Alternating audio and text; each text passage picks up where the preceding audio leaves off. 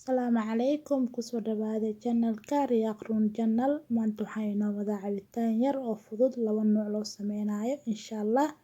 Haddii ay tahay marka ugu horeysa channelka subscribe saar, haddii aan la joogi jirto like iyo share iyo comment insha Allah. Cabitaankeen mashiinta ayaan kusoo shiidaya, mashiinkaas ayaan isticmaalaya. Adiga tii ku taal isticmaal insha Allah. Waxaan soo shiidaa marka ugu horeysa beetroot-ka iyo celery-ga isku soo shiidaya. Ka bacdina waxaan soo shiidaa insha Allah orange-ga iyo apple-ka. Orange-ga iyo apple-ka aan u dambaysiina insha Allah. Waa cabitaan yar oo fudud maasha Allah. Skin ku qurxinayo, jirka ku qurxinayo. Haddii aad hore u suubsato oo taqaana hadda wili barobeen hadda ka faa'iideysa insha Allah. Insha Allah waan soo dhaqayaa bacda ayaan ka soo fiiqayaa waa isku soo laabanayna video waa soo gaagaabina.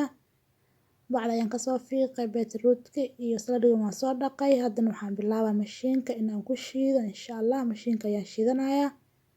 Markii aan shiido insha Allah suu ku soo baxo waa isla arkeena meesha aan ku shubi lahaa ayaan soo diyaarsanaa markaan soo shiido.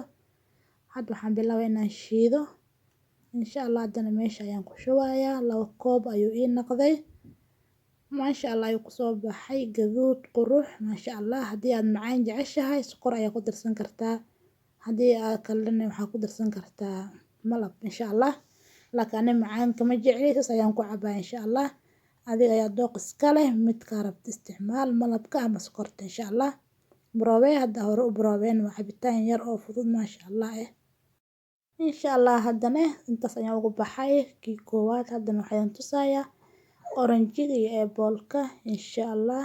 Waa kaas qurux ayuu ku soo baxay kan.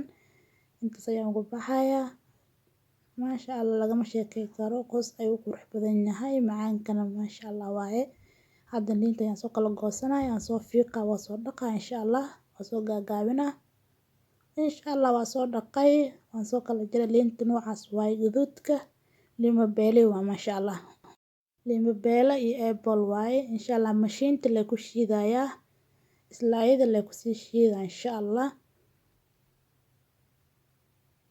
Hadda waxaan bilaabaa inaan mashiin ku rido insha Allah. Saan isku soo baxay isna waa isla arkeena maasha Allah. Haddana waxaan bilaabaa inaan shiido maasha Allah. Ugu dambeyn insha Allah hal meel ayaan isku geynayaa markii aan si fiican soo shiido insha Allah.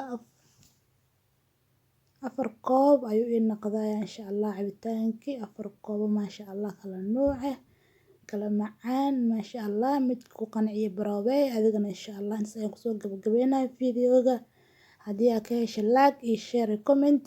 Haddana ugu cusubta subscribe samee insha Allah. Video-gan kan xigo ayaan noo balan